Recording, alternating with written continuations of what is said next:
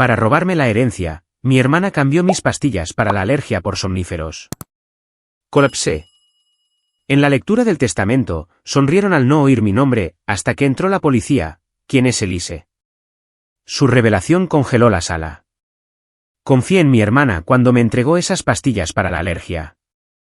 Toma 2 antes de dormir, dijo Isabel con una dulce sonrisa. Necesitas descansar antes de tu largo viaje para la lectura del testamento del abuelo mañana. 20 minutos después, estaba en el suelo de mi cocina, con la garganta cerrándose, la visión disolviéndose en la negrura, mi corazón latía tan fuerte que retumbaba en mi cráneo como un tambor. Ella cambió las etiquetas. Mi propia hermana me había envenenado. Me arrastré hacia mi teléfono y marqué 911 antes de que todo se volviera oscuro. 4 días después, entré a la lectura del testamento, a la que Isabel pensó que nunca sobreviviría para asistir. La habitación quedó en un silencio sepulcral. Las bocas de mis padres se abrieron. El rostro de Isabel se tornó del color de la ceniza. Pero ese no fue el momento que lo destrozó todo. Fue cuando 2 oficiales de policía entraron por la puerta y dijeron: ¿Cuál de ustedes es Isabel Vargas? Tenemos preguntas sobre una investigación federal. Lo que revelaron a continuación hizo que la mano de mi madre volara a su boca, la taza de café de mi padre se le resbaló de los dedos y explotó en el suelo de mármol. Mi nombre es Sofía Vargas, tengo 35 años y he pasado la última década trabajando como contadora en un pequeño pueblo de Indiana donde todos conocen tu nombre, pero nadie te ve realmente. He construido lo que pensaba que era una vida estable e independiente, pero mirando hacia atrás ahora, me doy cuenta de que vivía en un castillo de naipes que mi propia familia había estado desmantelando en secreto durante años. Ese jueves por la tarde comenzó como cualquier otro. Estaba terminando los informes trimestrales en mi escritorio cuando mi teléfono sonó con un número desconocido. La voz al otro lado pertenecía al señor Morales, el abogado de mi abuelo. El abuelo Arturo había fallecido 2 semanas antes, y la lectura del testamento estaba programada para el lunes por la mañana. Pero había algo inusual en la llamada. El señor Morales dijo que el abuelo había dejado una porción especial y sellada del testamento que solo podía abrirse si yo estaba físicamente presente. No mis padres, no mi hermana Isabel. Yo, específicamente. Recuerdo sentir un extraño calor extenderse por mi pecho. En una familia donde siempre había sido la segundona, el abuelo Arturo me había elegido a mí. Él era el único que realmente me veía. 2 meses antes de morir, me llamó de la nada, haciéndome preguntas extrañas sobre mis finanzas. ¿Había revisado mi informe de crédito últimamente? ¿Tenía problemas con los préstamos? Me reí, diciéndole que todo estaba bien, aunque no era verdad. La verdad era que mi puntaje de crédito había sido misteriosamente destruido durante años. Me habían rechazado préstamos hipotecarios 3 veces. No podía entender por qué. Pagaba mis facturas a tiempo, no tenía deudas que yo supiera.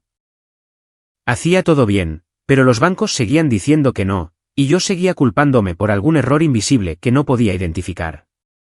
Durante esa última llamada, el abuelo mencionó el nombre de mi abuela Elena y luego hizo una larga pausa, como si quisiera decirme algo importante, pero cambió de tema y yo estaba demasiado distraída para presionarlo. Ojalá ahora hubiera escuchado con más atención. La abuela Elena murió hace 5 años, y la herida aún no ha sanado. Ella era la que solía trenzar mi cabello cuando era pequeña, la que me llamaba subniña valiente, la que me hacía sentir que importaba. Cuando falleció, esperé una carta, un recuerdo, cualquier cosa que pudiera llevar su amor hacia adelante. Pero no llegó nada. Isabel se encargó de la herencia y me dijo que la abuela no era sentimental con las cosas materiales. Acepté esa explicación, aunque me rompió el corazón. Unos meses después, noté que Isabel llevaba un hermoso collar de perlas que nunca antes le había visto. Cuando le pregunté, dijo que lo había comprado en una venta de patrimonio. Le creí. ¿Por qué no le creería a mi propia hermana? 1 hora después de la llamada del abogado, Isabel me telefoneó con una dulzura que se sentía casi actuada.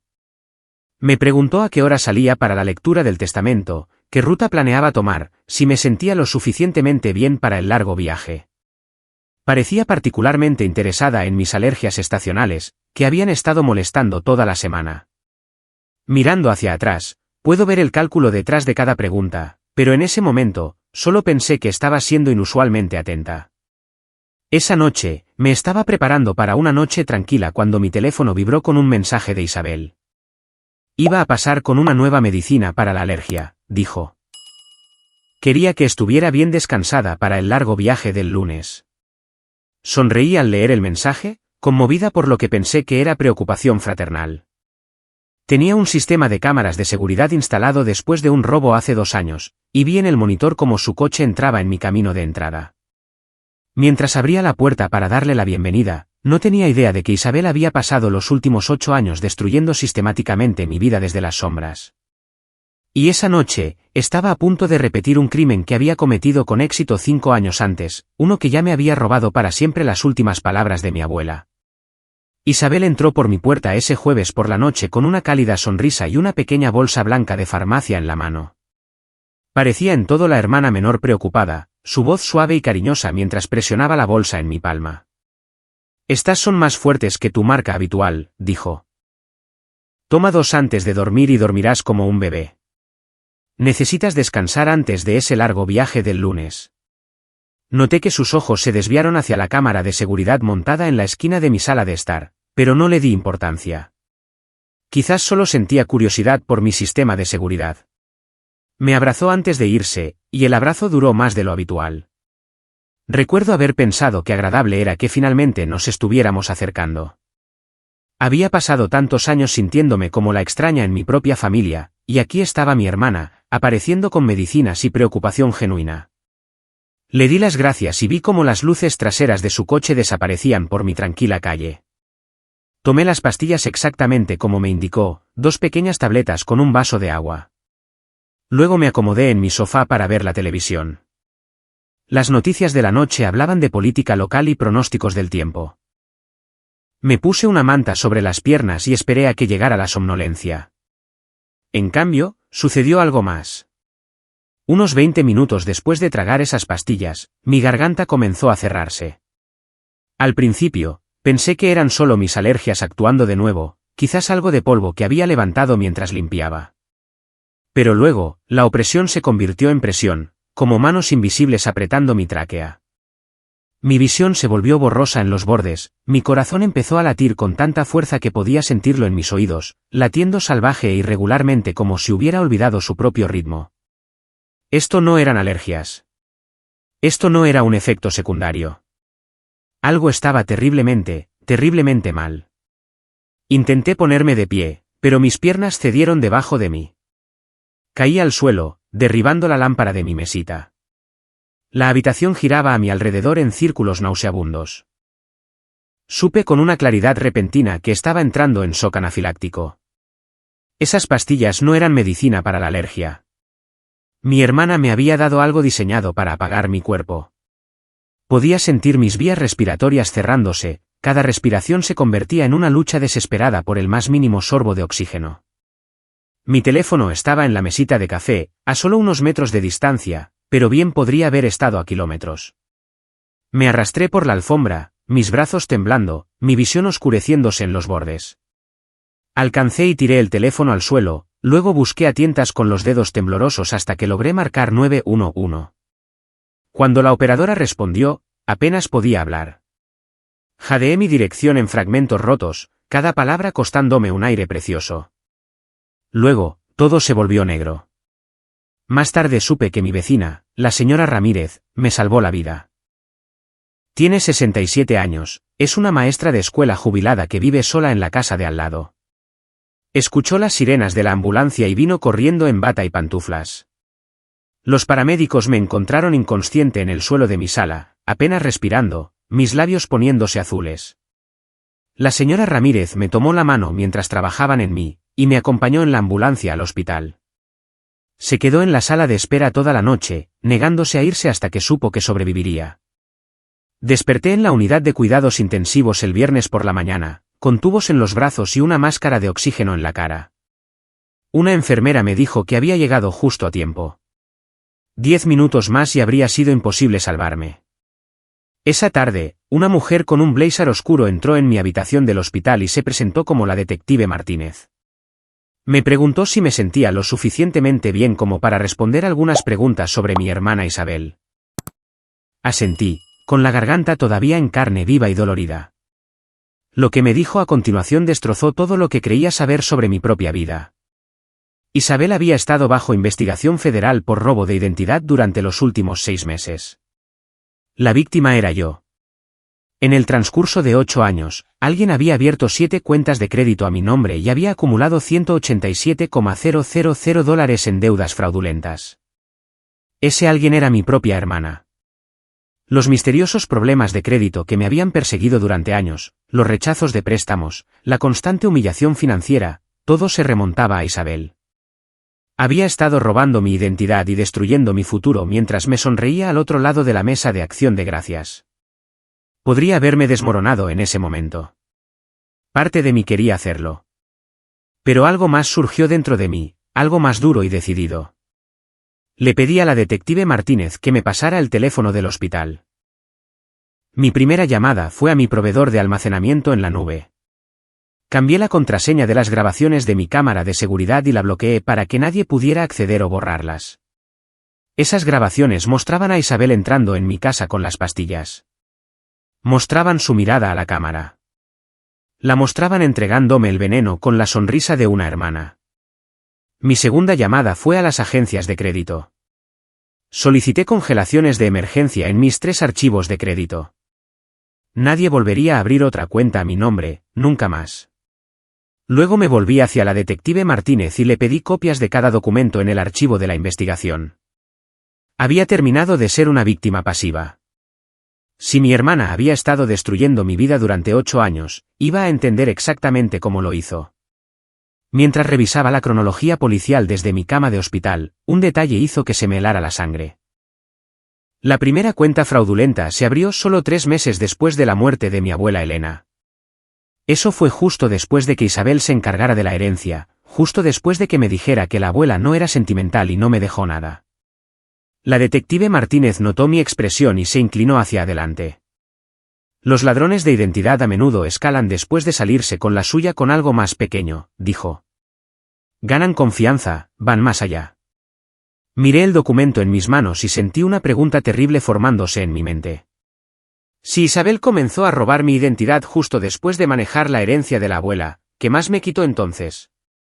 ¿Qué más desapareció que nunca supe que estaba destinado a ser mío? Pasé el fin de semana recuperándome en esa habitación de hospital, mi cuerpo sanando lentamente mientras mi mente repasaba cada recuerdo que tenía de mi hermana. Cada gesto amable ahora parecía diferente, cada palabra dulce ahora sonaba hueca. El domingo por la noche, sonó el teléfono de mi hospital. Era el señor Morales, el abogado del abuelo Arturo. Me dijo que la lectura del testamento todavía estaba programada para el lunes por la mañana, exactamente como mi abuelo había solicitado. Pero había algo más. Arturo había dejado instrucciones inusuales. Una enfermera privada llamada Margarita me entregaría algo el lunes por la mañana, justo antes de la lectura. Llegaría a las 7 en punto. El señor Morales no sabía qué contenía la entrega, solo que Arturo había sido muy específico sobre el momento y el destinatario. Tenía que ser yo, y tenía que ser esa mañana. Colgué el teléfono y me quedé mirando las baldosas del techo sobre mi cama de hospital. Mi abuelo lo había sabido. De alguna manera, imposiblemente, había sabido que algo así podría suceder. Se había preparado para ello. Había dejado instrucciones y hecho arreglos que solo se activarían si yo terminaba exactamente donde estaba ahora. La pregunta que me mantuvo despierta toda la noche fue simple pero aterradora, ¿qué descubrió el abuelo Arturo antes de morir, y que me traía Margarita que él no confió a nadie más para entregar? La respuesta llegó a las 7 del lunes por la mañana. Me habían dado de alta del hospital 30 minutos antes, todavía débil pero decidida a llegar a la lectura del testamento. Estaba sentada en el vestíbulo esperando mi taxi cuando una mujer de unos 60 años se me acercó con ojos amables y una bolsa de cuero gastada sobre el hombro. Se presentó como Margarita, y dijo que había sido la enfermera de cuidados paliativos privada de mi abuelo durante sus últimos 6 meses. Arturo le había dado instrucciones muy específicas, si alguna vez me pasaba algo, si alguna vez terminaba en un hospital o en cualquier tipo de problema, debía entregar 2 artículos directamente en mis manos, y en las de nadie más. Metió la mano en su bolso y sacó una memoria USB y un sobresellado con mi nombre escrito en él, con la letra temblorosa de mi abuelo. Abrí el sobre primero. Dentro había una nota que me dejó sin aliento. Mi niña valiente, decía. Si estás leyendo esto, tenía razón en preocuparme. Mira el vídeo antes de enfrentarlos. Y sabe esto, tu abuela nunca te olvidó. Lo que Isabel te quitó hace 5 años, he hecho todo lo posible por devolverlo. Miré esas palabras hasta que se volvieron borrosas por mis lágrimas. Margarita me apretó el hombro y me dijo que había una habitación tranquila al final del pasillo donde podía ver el vídeo en privado. Me acompañó hasta allí y montó guardia fuera de la puerta mientras yo insertaba el USB en mi portátil. El rostro de mi abuelo apareció en la pantalla, y aunque sabía que se había ido, verlo vivo de nuevo me golpeó como un golpe físico. Parecía frágil, apoyado contra almohadas en lo que debió ser su cama de cuidados paliativos, pero sus ojos eran feroces y claros. Habló directamente a la cámara, como si pudiera verme observando desde el futuro. Sofía, dijo, hace 6 meses, estaba revisando las pertenencias de tu abuela Elena. Encontré su diario personal escondido en una caja de fotografías antiguas. La última entrada fue escrita la semana antes de morir. Hizo una pausa, y pude ver sus manos temblar mientras sostenía un pequeño diario de cuero. Leyó la entrada en voz alta, le di la carta y las perlas de mi madre a Isabel para que se las entregara a Sofía. Espero que mi niña valiente sepa lo orgullosa que estoy de ella. Su voz se quebró en las últimas palabras. Sofía, tu abuela te dejó sus joyas más preciadas y una carta escrita a mano diciéndote cuánto te amaba. Isabel nunca las entregó. Encontré el collar de perlas escondido en el joyero de Isabel. Lo ha estado usando durante años, fingiendo que lo compró ella misma. La carta, creo que la destruyó. Me tapé la boca con la mano para no gritar. 5 años de dolor, 5 años creyendo que mi abuela me había olvidado, 5 años viendo a Isabel usar esas perlas y sintiendo ese dolor familiar de ser la hija invisible. Todo había sido una mentira. La abuela Elena me había amado. Me había dejado su posesión más preciada y sus últimas palabras, e Isabel se las había robado. El vídeo continuó. Arturo explicó que cuando descubrió la verdad sobre las perlas, comenzó a investigar más a fondo. Contrató a un investigador privado. Se puso en contacto con la detective Martínez, que ya estaba construyendo un caso contra Isabel por robo de identidad. Quería reunir todas las pruebas antes de confrontar a nadie. Traté de decírtelo, Sofía, dijo, con los ojos llenos de arrepentimiento. Hace 2 meses te llamé y te pregunté por tus problemas financieros. Estaba tratando de iniciar la conversación, pero dijiste que todo estaba bien, y fui un cobarde. No podía destruir tu mundo por teléfono. Se secó los ojos con una mano temblorosa. También sabía que si te advertía, confrontarías a Isabel de inmediato. Ella tendría tiempo para destruir pruebas, crear coartadas, manipular a tus padres. Necesitaba construir un caso hermético primero. Pensé que tenía más tiempo. Su voz bajó a apenas un susurro. Se me acabó el tiempo, Sofía. Pero me aseguré de que la verdad te llegara de una forma u otra. Luego su tono cambió, volviéndose más duro y urgente. Si estás viendo esto en un hospital, significa que Isabel ha hecho su movimiento. Sabe que te dejé una carta sellada en mi testamento. Intentará interceptarla, de la misma manera que interceptó la carta de Elena hace 5 años. Su plan será simple, se presentará en la oficina del abogado con un documento falsificado, afirmando que la autorizaste a recibir tu correspondencia. Después de obtener la carta, te dirá que era solo una nota breve, nada importante, o que se perdió en la confusión. Sé esto porque es exactamente lo que te dijo sobre la carta de Elena. La abuela no era sentimental. Eso fue una mentira, Sofía. Elena te amaba más de lo que nadie en esta familia jamás entendió. El vídeo terminó, y me senté en silencio por un largo momento, dejando que la verdad se asentara en mis huesos. Mi abuelo lo había visto todo. Se había preparado para todo. Y ahora, iba a entrar en esa lectura del testamento armada con un conocimiento que nadie esperaba que tuviera. Llegué a la oficina del abogado 5 minutos antes de las 10. La detective Martínez me encontró en el estacionamiento con una pequeña caja de terciopelo. Dentro estaban las perlas de mi abuela, recuperadas de la casa de Isabel esa misma mañana como evidencia. Me las abroché alrededor del cuello y entré por la puerta principal. La sala de conferencias quedó en completo silencio cuando aparecí. Mis padres estaban sentados a un lado de la larga mesa, mi hermana al otro. El rostro de Isabel se puso pálido en el momento en que vio las perlas contra mi piel. Las reconoció al instante. Sabía exactamente lo que su presencia significaba. No dije nada. Simplemente tomé mi asiento y esperé. El abogado leyó el testamento. El 70% del patrimonio de mi abuelo me fue legado a mí. Había incluido una explicación por escrito: esto no es favoritismo. Es una compensación por lo que le fue robado a mi nieta y un reconocimiento a un carácter que se mantuvo amable a pesar de no recibir amabilidad de su propia familia.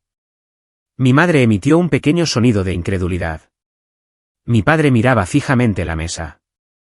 La mandíbula de Isabel se tensó, pero no dijo nada. Cuando concluyó la lectura, Isabel se levantó abruptamente y anunció que necesitaba aire fresco. Agarró su bolso de diseñador y se dirigió a la puerta. Pero la detective Martínez y 2 oficiales uniformados la esperaban en el estacionamiento. Vi a través de la ventana de la sala de conferencias cómo la detenían junto a su coche de lujo, el que ahora sabía que había sido comprado con mi crédito robado. Isabel Vargas, dijo la detective Martínez con voz clara. Está bajo arresto por asalto agravado, robo de identidad federal, robo de propiedad y falsificación. Durante el registro, un oficial sacó un documento doblado del bolso de Isabel. Era un poder notarial falsificado, fechado esa misma mañana, que autorizaba a Isabel a recibir todo el correo y los documentos legales en mi nombre. La firma era una copia casi perfecta de mi letra. Mi abuelo había predicho su plan hasta el último detalle. Mientras las esposas se cerraban alrededor de sus muñecas, Isabel cruzó la mirada con nuestra madre a través de la ventana. «Mamá», gritó, su voz quebrándose por la desesperación. «Diles que te estaba ayudando. Diles que tú sabías». El rostro de mi madre perdió todo color. No dijo nada. No se movió.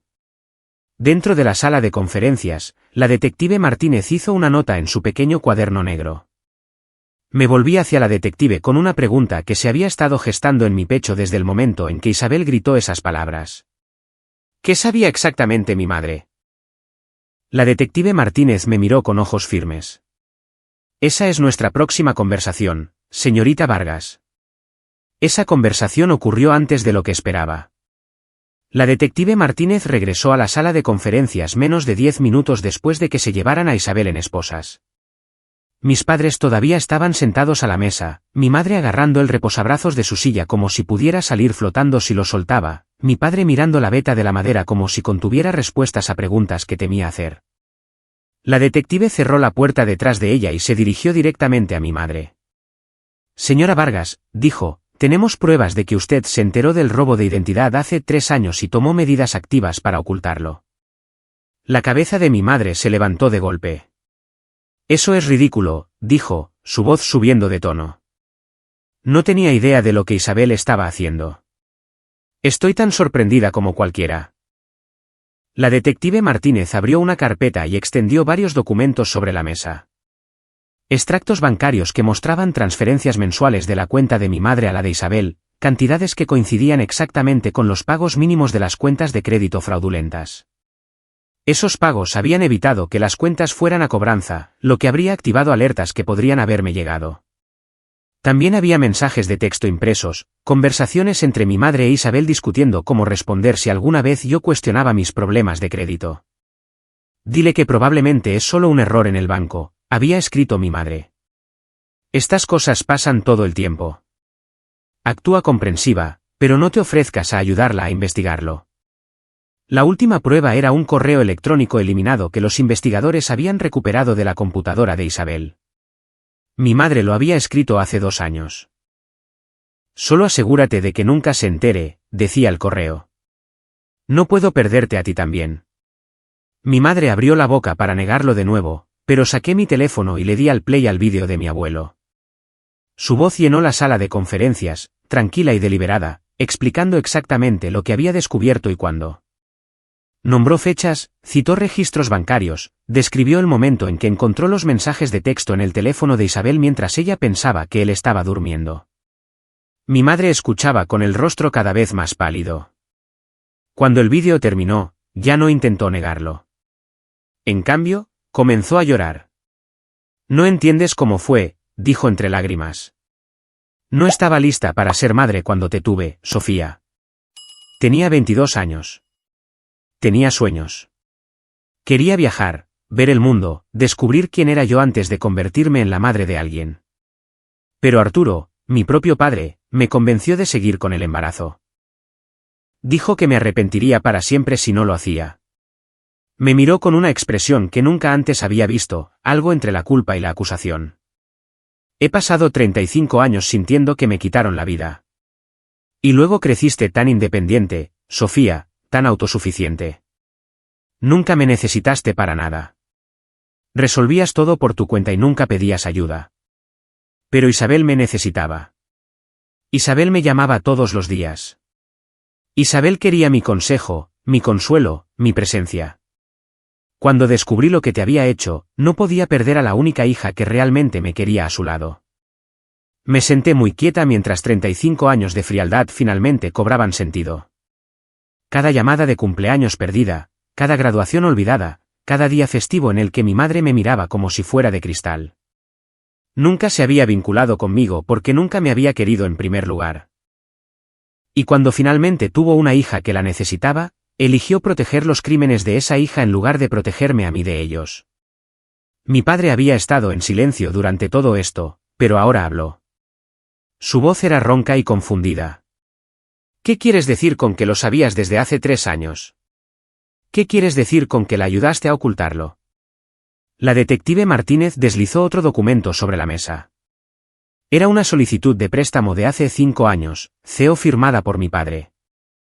Isabel le había dicho que yo ya había aceptado ser garante y solo necesitaba a un miembro de la familia como CEO firmante por razones de papeleo. Él había firmado sin cuestionarlo, sin llamarme para confirmar, sin pensarlo 2 veces. Sin saberlo, había ayudado a su hija menor a cometer fraude contra su hija mayor. Miró el documento con su nombre en él, luego miró a su esposa.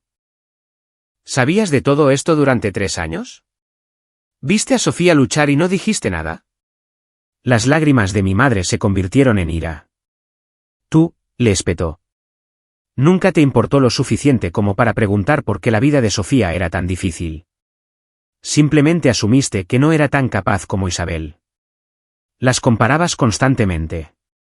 Presumías del apartamento de Isabel, de su coche y de su estilo de vida, mientras Sofía vivía en esa casita y conducía ese sedán viejo. Nunca se te ocurrió preguntarte cómo tu hija menor podía permitirse tanto con su salario. Era más fácil creer que Sofía era la fracasada que prestar atención a lo que realmente estaba sucediendo. Mi padre parecía como si le hubieran abofeteado. Los dos comenzaron a discutir en susurros ásperos, décadas de resentimientos reprimidos finalmente saliendo a la luz. La fachada familiar que se había mantenido durante toda mi vida se desmoronó por completo en esa sala de conferencias, y yo lo vi suceder con una extraña sensación de desapego. Después de unos minutos, me levanté lentamente. No lloré. No grité.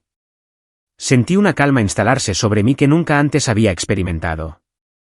Durante 8 años, dije, y mi voz tranquila cortó su discusión, pensé que era una fracasada. Cada puerta cerrada, cada solicitud denegada, cada propietario que miraba mi informe de crédito y me decía que no. Me culpaba a mí misma. Pensaba que estaba haciendo algo mal que no podía identificar. Hice una pausa y los miré a cada uno. Pero eran ustedes. Todos ustedes, de diferentes maneras. Miré hacia la ventana donde Isabel había sido arrestada. Isabel robó mi nombre, mi crédito, mi futuro. Robó la carta de la abuela y sus perlas. Durante 5 años, pensé que había sido olvidada por la mujer que más me amaba. Me volví hacia mi madre. Tú descubriste el robo y elegiste proteger a la ladrona porque nunca te necesité lo suficiente, porque cometí el error de ser autosuficiente. Miré a mi padre. Y tú nunca preguntaste por qué mi vida era tan difícil. Simplemente asumiste que Isabel era la exitosa y yo la decepción. Era más fácil que prestar atención. ninguno de los dos pudo mirarme a los ojos. El abogado se aclaró la garganta. Hay un último asunto, dijo. El señor Arturo recuperó una copia de la carta original de Elena de los archivos de su abogado personal. Elena había guardado un duplicado. Me entregó un sobre de color crema con mi nombre escrito en la elegante caligrafía de mi abuela. Mis manos temblaron al abrirlo.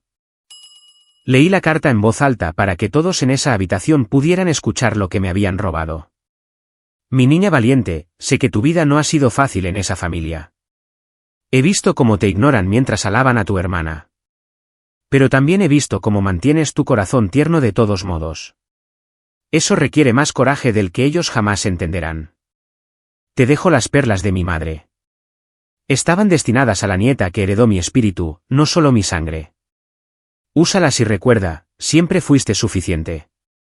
Siempre fuiste amada. Tu abuela, Elena. Por primera vez ese día, me permití llorar. No de dolor, sino de finalmente ser vista. Mi abuela lo había sabido. Había observado y entendido y me había amado de todos modos. Había intentado decírmelo, e Isabel había robado esas palabras. Pero ahora las tenía. Ahora sabía la verdad. Mi madre me tomó del brazo mientras doblaba la carta con cuidado. Sofía, por favor, dijo. Tienes que entender. Yo era joven, estaba abrumada. Cometí errores. Aparté suavemente su mano de mi brazo. No cometiste un error, mamá, dije. Tomaste una decisión. Cada mes, durante 3 años, tomaste la misma decisión. Recogí mi bolso y guardé la carta a salvo dentro. Espero que algún día entiendas la diferencia. Caminé hacia la puerta sin mirar atrás. En el vestíbulo, la señora Ramírez me esperaba con un termo de té caliente y un cardigan abrigado. Vamos, querida, dijo suavemente. Déjame llevarte a casa. Mientras salía con esta mujer que conocía desde hacía solo 2 años, me di cuenta de que me había mostrado más cuidado en una mañana que mi madre en 35 años. 6 semanas después, me desperté en la cabaña de mi abuelo con el sonido de los pájaros cantando en los manzanos fuera de mi ventana. Era el mismo sonido que había recibido a Arturo y Elena cada mañana durante 40 años, y ahora me recibía a mí. Me quedé allí un momento, sintiendo las suaves sábanas de algodón contra mi piel, viendo la luz del sol de la mañana filtrarse a través de las cortinas de encaje que mi abuela había colgado décadas atrás. Por primera vez en mi vida adulta, no me desperté con una sensación de pavor pesando sobre mi pecho. No había facturas misteriosas esperando en mi buzón, ni rechazos de crédito para los que prepararme, ni una fuerza invisible trabajando en mi contra que no podía nombrar o entender. El peso que había llevado durante 8 años finalmente se había ido. Me levanté e hice café en la pequeña cocina donde Elena solía hornear pasteles de manzana cada otoño. Mi crédito había sido completamente restaurado. Supe que el abuelo Arturo había pagado en secreto los $187,000 de deuda fraudulenta antes de morir. Quería que mi nuevo comienzo fuera verdaderamente nuevo, sin rastros de los crímenes de Isabel siguiéndome a mi nueva vida. Toqué el collar de perlas en mi garganta mientras esperaba que el café se preparara. Lo usaba todos los días ahora. Era la posesión más preciada de mi abuela, destinada para mí desde el principio, y nunca me lo quitaría. Había comenzado una pequeña práctica de contabilidad desde el solarium de la cabaña, un espacio luminoso con ventanas en 3 lados que daban al huerto. 3 clientes locales ya se habían apuntado, pequeñas empresas que necesitaban a alguien de confianza para administrar sus cuentas. El trabajo era constante y satisfactorio, y podía hacerlo todo desde este lugar que se sentía más como un hogar que cualquier otro en el que hubiera vivido. Cada tarde, alrededor de las 3, la señora Ramírez venía de su casa de al lado con un plato de galletas caseras y un termo de té. Nos sentábamos en el porche y hablábamos de nada en particular, solo una conversación fácil entre 2 personas que genuinamente disfrutaban de la compañía de la otra. Se había convertido en la familia que elegí, y yo me había convertido en parte de la suya. La detective Martínez me llamó un jueves por la mañana con las últimas actualizaciones sobre todos los casos. Isabel enfrentaba de 18 a 25 años en una prisión federal. Los cargos eran extensos: robo de identidad por un total de $187,000 en fraude a través de las fronteras estatales, asalto agravado por las pastillas que me dio, que contenían un compuesto diseñado específicamente para provocar una anafilaxia severa. Robo de propiedad por las joyas de mi abuela valoradas en $15,000 y falsificación por el documento de poder notarial que había planeado usar. Mi madre había sido acusada formalmente como cómplice después del hecho por sus 3 años de ocultar activamente un delito grave.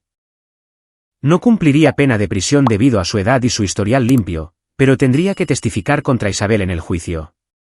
También se le ordenó pagar $50,000 en restitución y llevaría una condena por delito grave por el resto de su vida. Mi padre, aunque no fue acusado penalmente, había solicitado el divorcio y puesto la casa familiar en venta. Me envió una carta disculpándose por su ceguera, sin pedir nada a cambio. La leí una vez y la guardé en un cajón. No estaba lista para responder, y no estaba segura de si alguna vez lo estaría. Un sábado por la mañana, escuché un coche entrar en mi camino de entrada. Miré por la ventana y vi a mis 2 padres saliendo del mismo vehículo. Era la primera vez que estaban en el mismo espacio desde que mi padre solicitó el divorcio. Caminaron juntos hacia mi puerta, y supe de inmediato por qué habían venido. Los invité a entrar, porque ese es el tipo de persona que mi abuela me crió para ser. Hice té y saqué galletas que la señora Ramírez había traído el día anterior. Luego me senté frente a ellos y escuché su súplica completa. Mi madre lloró mientras hablaba. Isabel enfrentaba casi 2 décadas en prisión. Era su hija, había cometido errores terribles, pero no merecía que le quitaran toda su vida. Mi padre parecía vaciado, una sombra del hombre que solía sentarse a la cabeza de nuestra mesa familiar. Dijo que una carta mía solicitando clemencia podría marcar una diferencia real en la sentencia. El juez lo tomaría en serio. Podría significar la diferencia entre 18 años y 12, o incluso menos. Me estaban pidiendo que ayudara a salvar a mi hermana de las consecuencias totales de lo que me había hecho. Dejé que terminaran. No interrumpí ni discutí. Cuando terminaron, dejé mi taza de té y respondí con calma. Pasé 35 años preguntándome qué hice mal para que esta familia me tratara como si fuera invisible. Ahora sé la respuesta, no hice nada mal. Todos ustedes tomaron decisiones.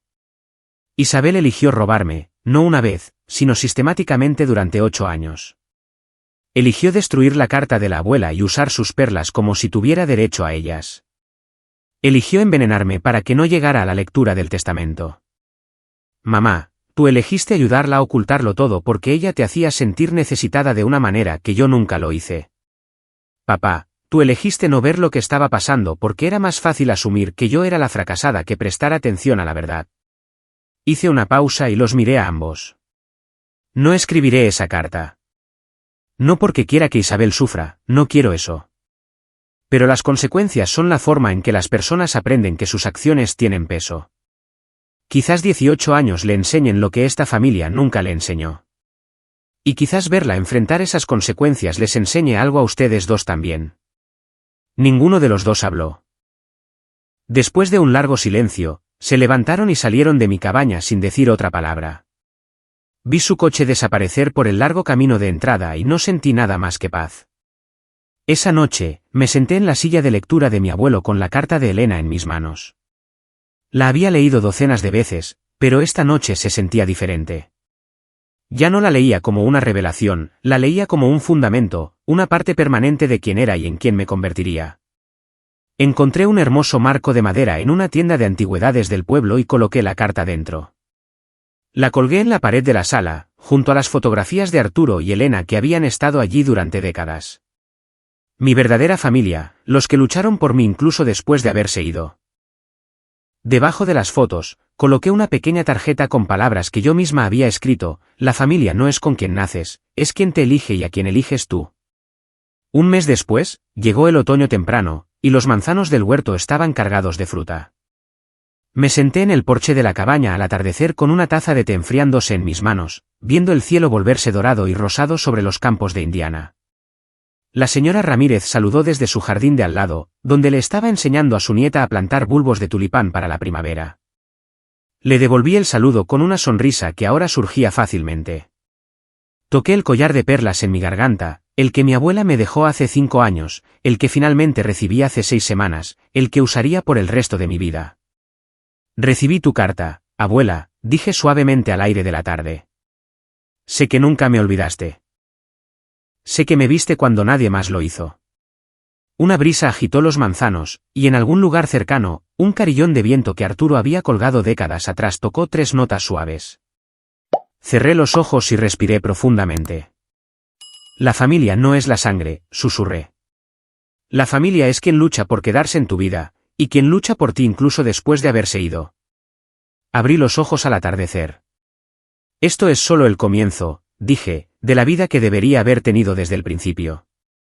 Recogí mi té y entré para empezar a preparar la cena, dejando la luz del porche encendida, por si la señora Ramírez quería pasar más tarde.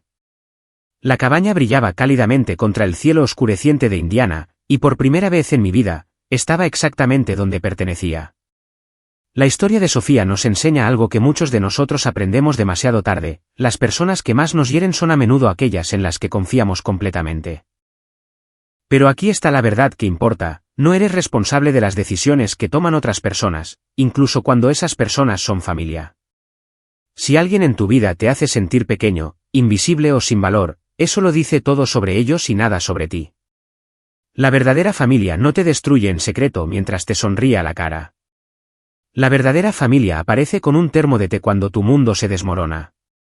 A veces, la familia que elegimos nos ama mejor que la familia en la que nacimos, y eso está bien. Mereces personas que te vean, que luchen por ti, que celebren tu fuerza en lugar de castigarte por ella. Nunca dejes que nadie te haga creer que eres menos de lo que eres.